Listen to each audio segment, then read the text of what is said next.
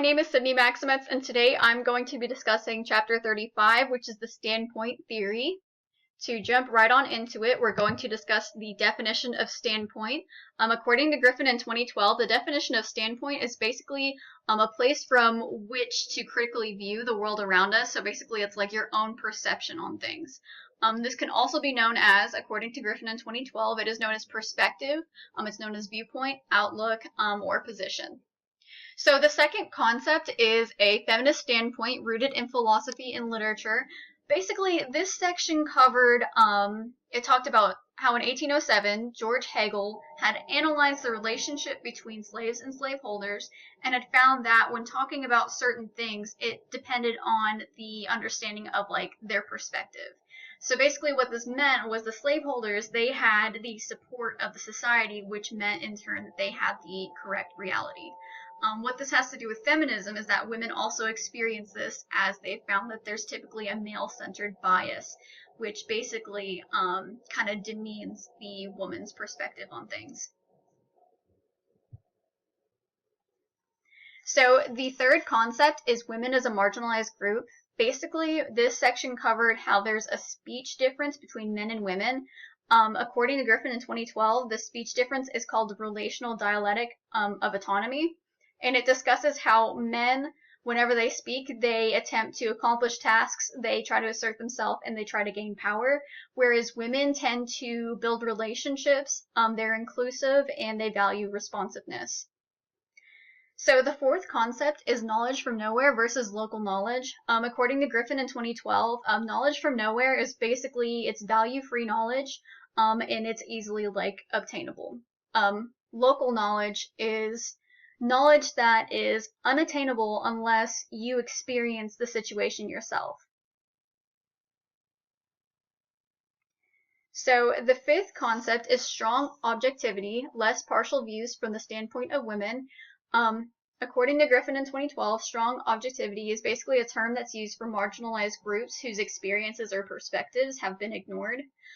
This section covers how it's really important to understand experiences of other people instead of just relying on your own perspective.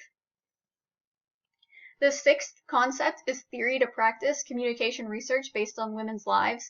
According to Griffin in 2012, this section covered gendered communication practices, which reinforced how society has an expectation for women that they should be caregivers. So the seventh concept is the standpoint of Black feminist thought. Basically, according to Griffin in 2012, Black women experience vastly different experiences than white women or Black men. Basically, they have their own unique challenges that they have to overcome that are completely different than what white women or Black men are faced with. The eighth concept is ethical reflection, Ben-Habib's interactive universalism. So basically, Saila Ben-Habib has identified three major attacks on enlightenment. So the first one is the postmodern critique, which is basically, it's not like a consensus, but it should be like everyone should align for the common good. The second one is communitarian critique, which is basically, it shows that, people are more complex than what they're labeled as, and that they shouldn't be labeled by the higher-ups or the elites, but by the community that they participate with. And the third one is feminist critique, which basically discusses how women are confined to certain gender roles just to appease men. So the ninth concept is the critique to standpoints on the margins give a less false view. I took this quote from Griffin in 2012. I felt that this was a really good definition, and it was a good summary to understanding this concept. And the quote is, "Knowledge is tainted by the social location of the knower."